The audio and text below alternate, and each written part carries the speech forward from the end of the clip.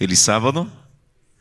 Uma alegria estar com vocês, poder compartilhar a palavra de Deus durante esse final de semana.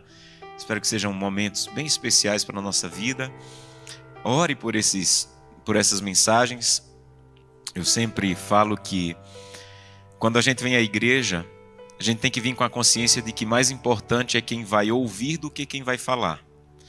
Às vezes a gente sai de casa e pensa assim, quem será que vai pregar? Quando o Espírito Santo pensa, quem será que vai ouvir?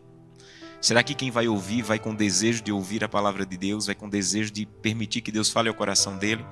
Então peça para que esse final de semana o Espírito Santo fale ao seu coração e que você venha com vontade de ouvir a palavra de Deus. Eu estava brincando ali com o pastor Arco, dizendo a ele que estava indeciso do que apresentar para vocês hoje. E tenho orado para que Deus vá direcionando, vá guiando, mas sentindo no meu coração o desejo de apresentar uma mensagem para um grupo que geralmente, principalmente em escolas e universidades, eles não são tão bem atendidos como poderiam ser com as mensagens, que são os solteiros. E às vezes alguém já me disse assim, pastor, eu até gosto dos seus sermões. Uma jovem me disse, pastor, eu até gosto dos seus sermões. Mas o senhor só fala de casamento, o senhor só fala dos seus filhos, do casamento dos seus filhos. Pastor, o senhor não tem nada para quem está solteiro? Pastor, tem tanta gente na igreja que ou está solteiro, ou está namorando, ou está noivo, ou está divorciado, ou está viúvo. E vocês só falam de casamento, filho. Pastor, nos inclua aí. Então hoje eu vou incluí-lo. E eu sei que o que a palavra de Deus vai falar, algumas coisas que eu vou apresentar aqui, serão úteis para quem está casado também, mas eu queria focar nesse grupo. Então eu quero convidá-lo a abrir a Bíblia no livro de 1 Coríntios, capítulo 7, e eu quero apresentar 3 mitos sobre ser solteiro e alguns conselhos. 3 mitos sobre ser solteiro e alguns conselhos. 1 Coríntios, capítulo 7. 1 Coríntios, capítulo 7. Antes de lermos o texto bíblico, mais uma vez vamos fechar os olhos, vamos falar com Deus. Querido Pai, muito obrigado, Senhor, pela oportunidade de estar na Tua casa, pela oportunidade de abrir a Tua palavra e nesse momento pedir que o Senhor fale ao nosso coração. Santo Deus, nós não estamos aqui porque um homem vai falar. Nós estamos aqui porque decidimos que esse seria o melhor lugar, como nós cantamos, para ouvir a Tua voz. E se isso não acontecer, Santo Deus, não valeu a pena sair de casa. Então, por favor, por Tua bondade e misericórdia, fala ao nosso coração.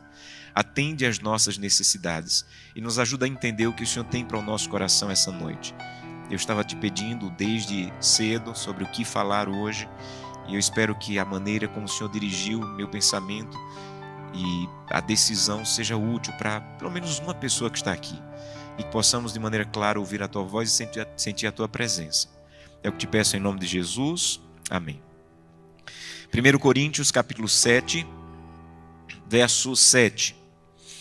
Diz assim: quero que todos os homens sejam tais como também eu sou. No entanto, cada um tem de Deus o seu próprio dom. Um, na verdade, de um modo, outro de outro. Aos solteiros e viúvos eu digo, lhes seria bom se permanecessem no estado em que também vivo. Caso, porém, não se dominem, que se casem, porque é melhor casar do que viver abrasado. 3 mitos sobre ser solteiro. O primeiro mito é o mito que diz assim: você precisa de alguém para lhe completar. Isso não é verdade. Alguns dizem assim: você precisa de uma cara metade. Eu acho que é até engraçado você pensar alguém com a metade só da cara. Você precisa de uma cara metade. Vejam, você não é biblicamente incompleto até casar-se. Você não é biblicamente incompleto porque está solteiro. Você foi criado e você foi criado por Deus perfeito. Você não veio faltando uma parte. Você foi criado perfeito. Algumas das pessoas mais completas da história, elas eram solteiras. Daniel, por exemplo, um dos momentos mais importantes da vida de José também, ele viveu como solteiro. João Batista, Paulo, que nós acabamos de ler aqui uma carta dele, e o mais completo dos solteiros, quem era? Jesus Cristo. Há um autor que eu admiro muito, um autor cristão que eu admiro muito, John Stott, um homem incrível, solteiro. Uma mulher que fez uma diferença grandiosa para mim na história da humanidade, em vários aspectos, Madre Teresa, solteira. Então, ser solteiro não torna alguém completo. Esse é um mito. Esses solteiros da Bíblia, a maioria deles, a gente deduz que ele era solteiro. Então nós deduzimos que Daniel era solteiro. Nós deduzimos que João Batista era solteiro. O solteiro mais autodeclarado da Bíblia é Paulo. Ele diz assim, olha, eu sou solteiro e aprovo. Se você quiser seguir, vamos lá. Alguns estudiosos até dizem que ele já tinha, em algum momento havia sido casado, mas nesse momento aqui ele disse assim, estou solteiro e estou bem. É isso que ele está dizendo aqui. E infelizmente, amigos, eu já vi muitas pessoas ficarem doentes emocionalmente e em um casamento doentio, enfrentarem um casamento doentio por essa dependência gerada da ideia de que eu preciso de alguém que me complete. Eu não sou completo sem você. E eu já tive, ao longo de 21 anos de ministério, a oportunidade de conversar com muitos casais que estavam numa relação doentia por esse pensamento.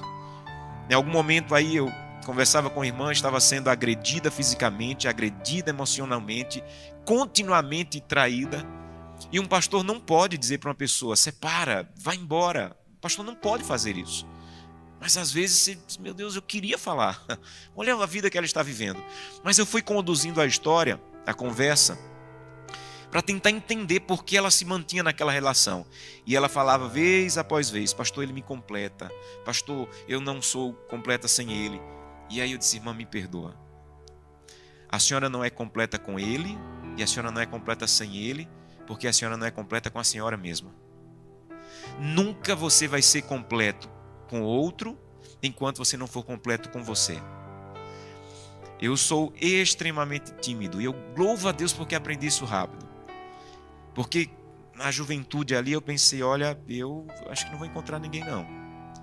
Porque alguém vai ter que se jogar em cima de mim para eu poder ver. E a minha esposa Gleice, a história foi essa. Nós tínhamos uma amiga em comum e essa amiga praticamente empurrou a Gleice em cima de mim. E como eu era muito tímido, eu pensava, eu tenho que ser completo comigo, porque eu acho que eu não vou encontrar ninguém tão fácil. E Deus me deu essa graça de entender isso muito cedo.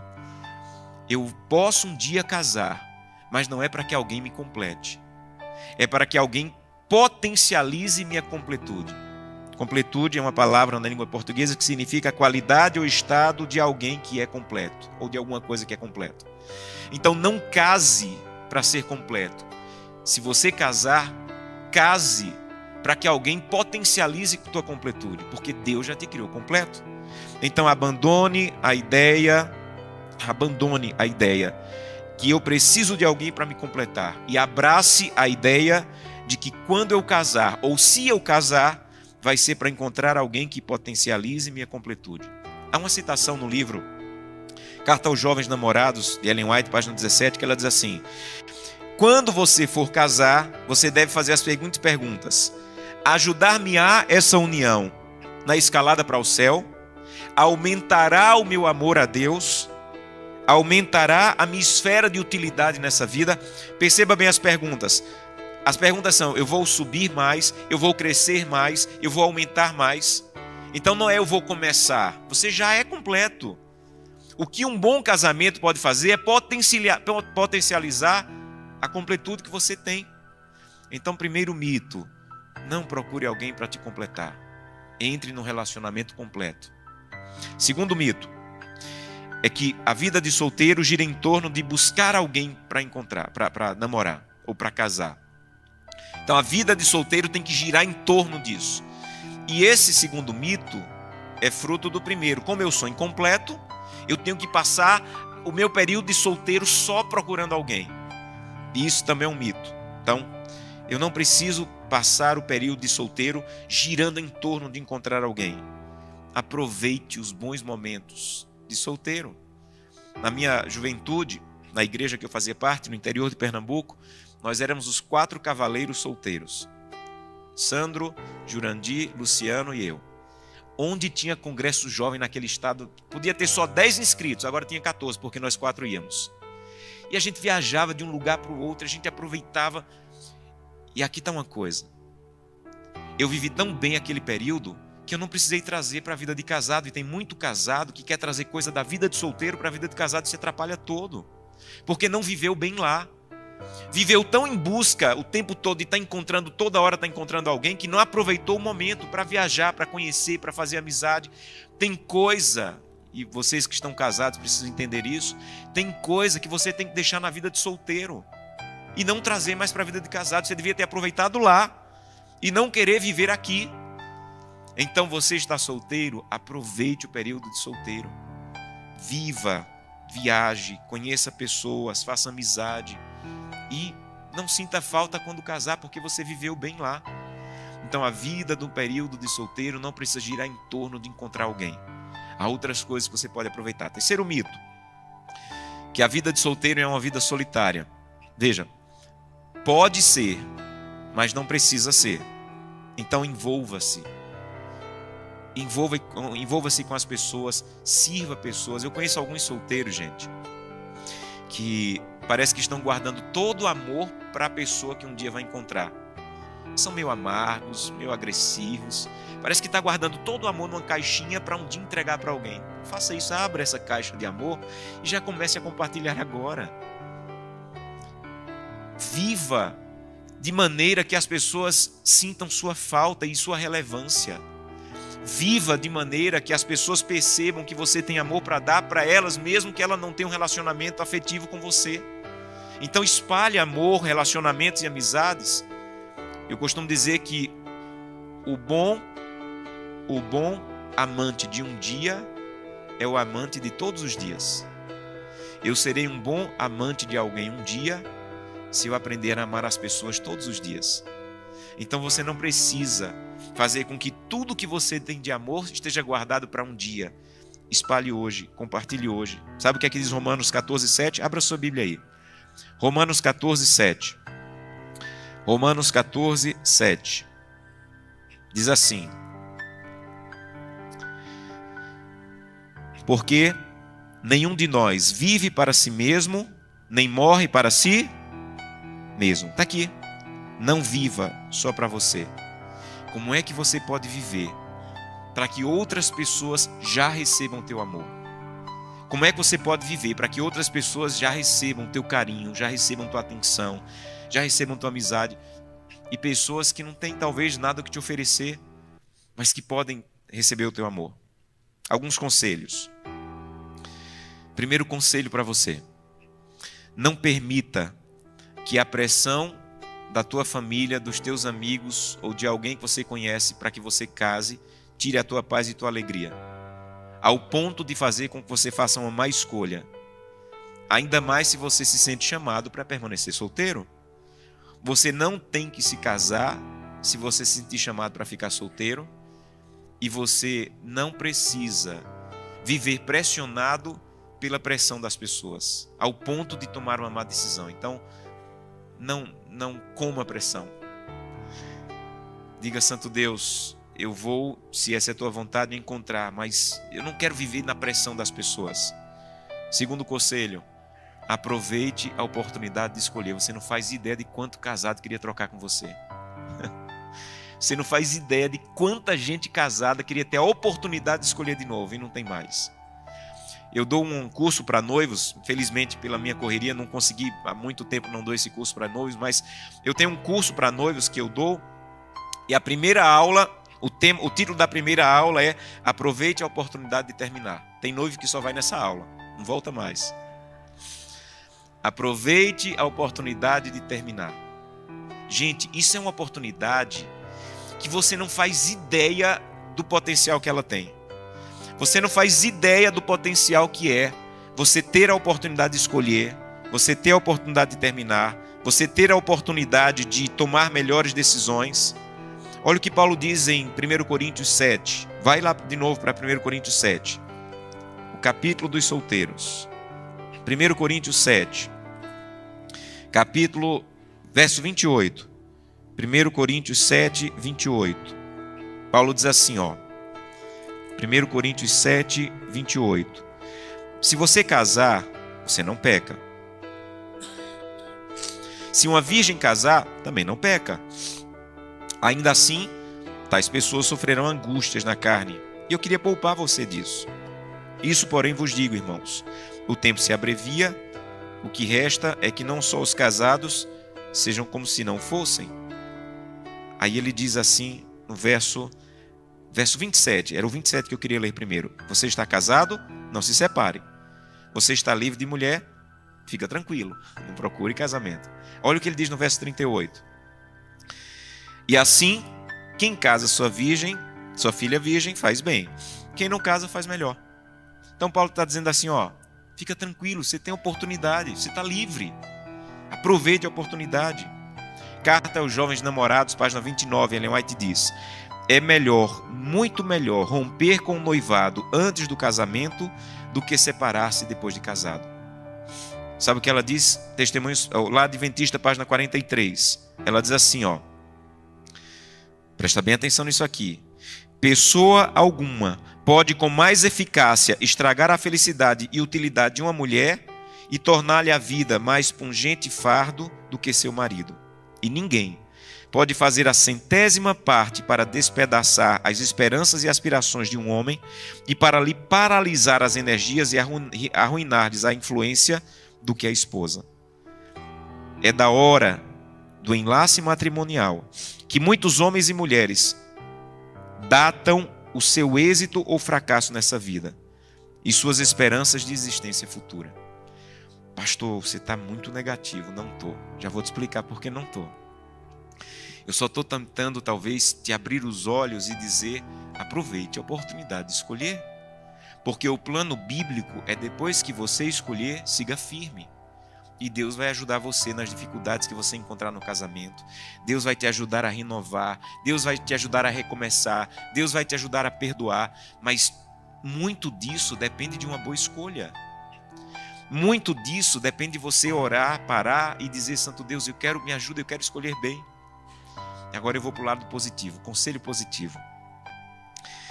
Você quer percorrer o caminho do casamento, de encontrar alguém? Então ore e confie em Deus. Ore. Carta aos jovens namorados, 29, página 29, Ellen White diz: se você tem o hábito de orar 2 vezes por dia, quando você começar a pensar em casamento, faça 4 vezes. Então ore, peça a Deus. Quando eu estava no 3º ano da faculdade de teologia, eu estava colportando em Recife e estava orando, Santo Deus, guia alguém, me ajuda, Santo Deus, me dá sabedoria. Eu vou ser pastor, e pastor, ninguém deveria errar, mas pastor muito menos deveria errar no casamento. Destrói o ministério, Santo Deus me ajuda. Nessa madrugada, eu estava lendo o livro Patriarcas e Profetas, um capítulo que eu recomendo que você leia, O Casamento de Isaac. Leia esse capítulo, um capítulo extraordinário. E o capítulo diz que Isaac confiava tanto na relação do pai dele com Deus, de Abraão com Deus, que ele decidiu que não ia escolher uma esposa, que ele ia deixar o pai escolher. E o tempo passou, e quando Isaac tinha 40 anos, o pai disse assim, agora chegou a hora, vou escolher uma esposa para o meu filho. E aquele foi um dos casamentos mais bonitos da Bíblia. E eu olhei aquilo e disse, Senhor, eu não queria esperar tanto para você pastor. Eu queria antes, mas eu quero que o Senhor escolha. Porque eu não tenho sabedoria para escolher, eu não vou saber. Santo Deus, por favor, me ajuda, por favor, guia, dirige. Nesse dia, eu trabalhei pela manhã e fui para o shopping Recife almoçar. Quando eu estava subindo a escada rolante, eu dei de cara com um casal pastoral que eu amo muito, muito querido. Havia sido pastor na minha infância, na cidade que eu cresci, pastor Jaci. Pastor Jaci me viu quando saí da escada rolante e disse assim, ele me chamava de Júnior. Ele disse, Júnior, eu estava querendo encontrar você. Eu mandei para o colégio uma menina que vai ser a sua esposa. Eu digo, Senhor, que rápido. E aí eu já fiquei ligado nessa menina, porque ele era um homem de Deus. Eu conhecia. E quando eu cheguei no colégio, comecei a orar. Nós nunca tínhamos falado um com o outro. E ela estava orando de lá e eu orando daqui. E ela dizendo, pedindo a mesma coisa, Santo Deus, guia alguém, guia alguém. E um dia ela estava conversando com a amiga dela no trabalho, ela trabalhava em um setor do colégio, e ela disse assim para a amiga: eu acho que eu vou parar de orar. Deus não cuida dessas coisas não. E a amiga disse assim: não pare não, Deus vai guiar alguém. Aí ela saiu, aí a amiga dela disse brincando: a primeira pessoa que você encontrar na descida das escadas aí do prédio vai ser seu esposo. Gente, quando ela estava descendo, quem estava subindo? Eu. Nós nunca havíamos nos falado. Aí ela, quando me viu na escada, ela se assustou. Aí disse assim: Juninho. Aí eu disse: essa alma que reza. E aí começou. E eu estou há 20, entre namoro e noivado e casamento, 23 anos. Mas se você disser assim: pastor, me diz um segredo aí do relacionamento de vocês. Começou com oração, continuou com oração e permanece com oração. Eu nunca abri a minha boca, nunca, para fazer a seguinte oração: Senhor, que meu casamento não tenha problema. Gente, casamento vai ter problema. Só esperar, vai ter problema. O que eu peço é: Santo Deus, me dá sabedoria, e a minha esposa permanece conosco para enfrentar os problemas do casamento. Eu tenho 2 filhos. E eu nunca abri a minha boca para dizer: Senhor, que meus filhos, por favor, nunca deem problema. Filho vai dar problema, é só esperar. O que eu peço é: Santo Deus, me sustenta em oração, nos dá sabedoria para enfrentar os problemas. Então creia e ore. Há um Deus capaz de te ajudar a encontrar, de guiar a tua vida, ou de determinar em que estado você deve permanecer. Então creia e ore, Deus é capaz. Esse 4º conselho, e esse para mim é muito importante: não permita que o erro dos seus pais ou amigos determine sobre suas escolhas. Deus pode fazer com que a sua história seja a sua história. Há muita gente que tem problema no casamento porque está carregando o casamento dos pais nas costas. Há muita gente que nunca consegue avançar porque está carregando a história triste e infeliz dos pais. Essa foi a história dele. Deus pode fazer com que você escreva a sua história. Eu li um dia de uma senhora que já estava terminando o 3º casamento, estava no psicólogo, e o psicólogo perguntou assim para ela: qual é a lembrança mais antiga que você tem do casamento dos seus pais? E ela disse: a lembrança mais antiga que eu tenho é quando meu pai brigava com minha mãe, ele tirava a aliança, jogava na parede e dizia: eu vou embora. Então ela percebeu que era o que ela vinha fazendo com os casamentos dela. No primeiro problema que ela tinha, ela tirava a aliança e dizia: eu vou embora. E já era o 3º casamento que estava indo para o divórcio. Porque ela não estava casada, ela estava carregando o casamento de outra pessoa nas costas. Então não sei qual é a história do teu pai, da tua mãe, da tua família. O que eu sei é que Deus pode reescrever a sua história. Na minha família, muitas pessoas terminam ou terminaram em divórcio. E eu estou clamando a Deus todo dia: Santo Deus, reescreve a minha história, me ajuda a quebrar maldições. Eu não preciso carregar o casamento infeliz de outras pessoas. O Senhor pode me ajudar a escrever o meu. Então não esteja preso ao casamento de outras pessoas. Escreva a sua história. Um outro conselho agora para os casados. Casados, deixem os solteiros em paz. Deixem os solteiros em paz. Eu já vi alguns solteiros que, depois que eu apresentei essa mensagem, me disseram: pastor, tem alguns casados que são cruéis.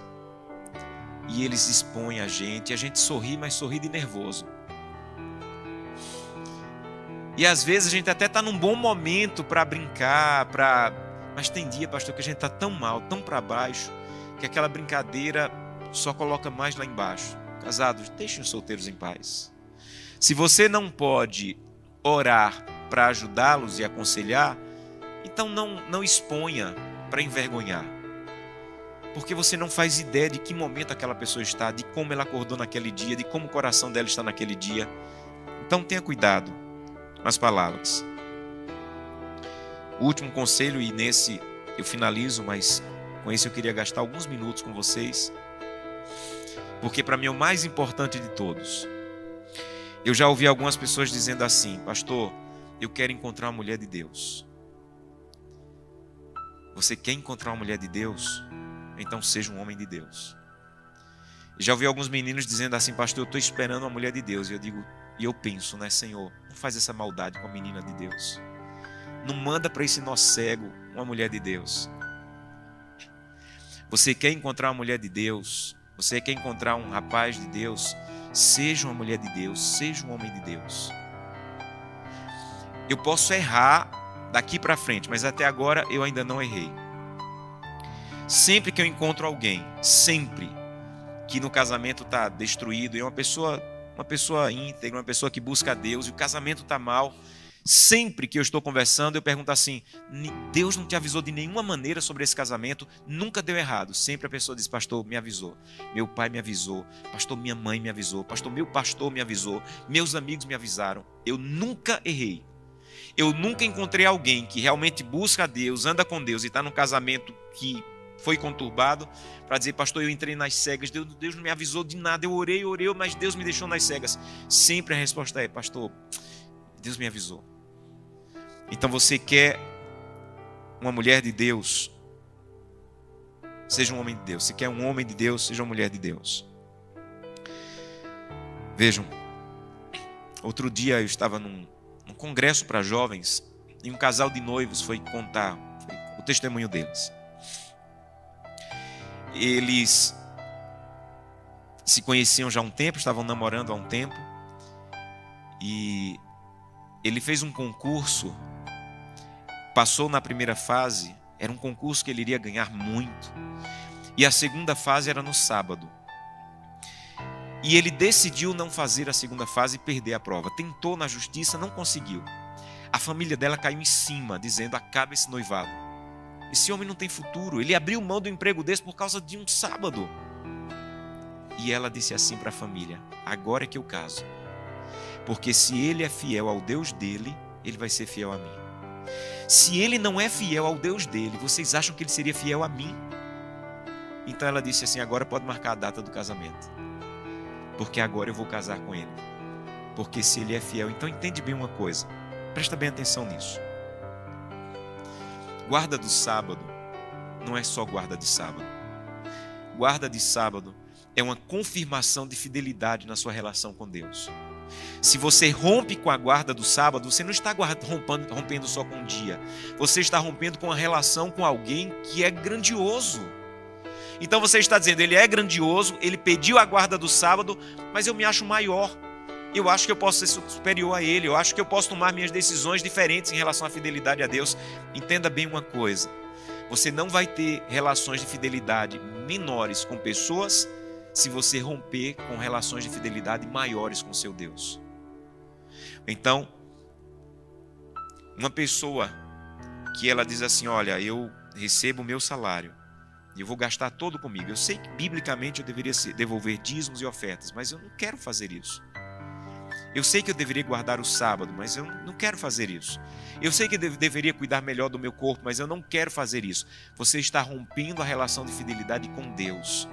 E se você tem coragem de romper relação de fidelidade com Deus, você vai ter coragem de romper relações de fidelidade com qualquer outra pessoa. Eu dou aula para os meus filhos. Todo ano eu faço um currículo do que eu vou ensinar para os meus filhos. E eu tenho lá. A aula desse ano é sobre sexualidade, sobre namoro. Estou dando essas aulas para ele. Toda noite a gente senta e eu preparo ali minhas aulas e dou aula para eles. E uma das aulas é como encontrar alguém para namorar. Eu estou ensinando isso para os meus filhos. Ninguém me ensinou, eu estou ensinando. E na aula está dizendo isso lá. Você quer encontrar alguém bom? Encontre alguém que seja bom com Deus, que tenha uma relação com Deus, que tenha um compromisso de fidelidade com Deus. Há um autor que eu gosto muito chamado C.S. Lewis, que ele diz assim: meninas, você quer encontrar alguém bom para casar? Então faça o seguinte: se esconda bem dentro do coração de Deus, mas tão bem que para um homem poder encontrar você, primeiro ele tem que encontrar Deus, porque você está bem escondida dentro de Deus. Olha que coisa linda. Quer encontrar alguém bom para casar? Se esconda bem dentro de Deus, ao ponto de que alguém para te encontrar, primeiro tem que encontrar Deus, porque você está escondido em Deus. Há um tempo, um psiquiatra já falecido chamado Flávio Gicovati tinha um programa no sábado à noite, eu gostava de ouvir, eu concordava com muito do que ele dizia. E era interessante que ele falava no auditório e deixava perguntar o que quisesse. E um dia uma menina perguntou assim: doutor Gicovati, por que a gente não encontra mais homem sério para casar? E ele era muito sincero e direto, ele disse assim: olha, talvez você não goste da resposta, mas eu tenho que responder. Você vai numa balada, encontra um rapaz na primeira noite, já tem relação com ele, na segunda noite também, na terceira noite também. Aí na semana seguinte você diz assim: eu quero um relacionamento sério. Ele disse: você não foi séria, você não deve exigir seriedade se você não foi séria. Você quer um relacionamento sério? Então não procure na balada, porque homem sério não está na balada, ele está dormindo porque no outro dia ele tem que acordar cedo. Você está procurando um relacionamento sério no lugar errado. Você quer um relacionamento sério? Faça o seguinte: faça como seus avós faziam. Conheça uma pessoa, namore os seus pais. Conheça uma pessoa, namore essa pessoa. Peça autorização para os seus pais, peça o conselho dos seus pais, noive com essa pessoa e case. Então você está querendo um relacionamento sério, mas você não é sério. Biblicamente isso tem coerência. Eu quero um homem de Deus, mas eu não sou uma mulher de Deus. Eu quero uma mulher de Deus, mas eu não sou um homem de Deus. E Deus não vai fazer essa maldade com um homem de Deus ou uma mulher de Deus. Então, o que eu queria que você entendesse é que os aspectos de fidelidade que Deus nos pede, eles não giram só em torno da vida espiritual. Eles giram em torno de tudo. Eles giram em torno de tudo. Cada vez que eu sou fiel a Deus na guarda do sábado, cada vez que eu sou fiel a Deus no cuidado com o meu corpo, cada vez que eu sou fiel a Deus em começar o dia na presença de Deus, cada vez que eu sou fiel a Deus na devolução de dízimos e ofertas, cada vez que eu sou fiel a Deus, o que eu estou dizendo é: Santo Deus, o Senhor está fortalecendo a minha fidelidade para com minha esposa. Eu tenho que viajar muito. E às vezes passo dias longe da minha esposa. E vou para lugares na América do Sul que ninguém faz ideia de quem eu sou. Mas o meu Deus está ali. E como eu sou fiel ao meu Deus, Deus tem me ajudado a ser fiel à minha esposa. Não é porque ela está perto. Ela está longe, talvez ela nunca saiba. Mas o meu Deus, a quem eu sou fiel, Ele me ajuda. Potifar um dia escolheu uma mulher para casar. Não devia ser qualquer mulher. Ele tinha todas as mulheres do Egito para escolher. Ele deve ter escolhido bem. E a Bíblia diz que essa mulher começou a importunar José. Importunar José, importunar José. Até o dia que ela disse: José, a Bíblia faz questão de dizer, não tem ninguém em casa. É a hora, agora é a hora. E ele olha para ela e diz assim: como assim não tem ninguém em casa? Eu não seria capaz de fazer isso contra o meu Deus. Ele está aqui. Você sabe por que José foi fiel? Porque ele já era fiel a Deus. E quem é fiel a Deus vai ser fiel em qualquer outro aspecto. Mas se eu não sou fiel a Deus, eu vou quebrar qualquer outro tipo de fidelidade e relacionamento. Então você quer uma boa dica para encontrar alguém? Encontre alguém que é comprometido com a missão da igreja. Encontre alguém que é comprometido com a guarda do sábado. Encontre alguém que é comprometido com a fidelidade nos dízimos e ofertas. Encontre alguém que é comprometido com a fidelidade no cuidado do corpo. E você vai ter uma grande chance de encontrar alguém que vai ser fiel a você, porque ele aprendeu a ser fiel a Deus. Eu queria convidá-lo essa noite a dizer: Santo Deus, me ajuda. Se você está solteiro, Santo Deus, me ajuda.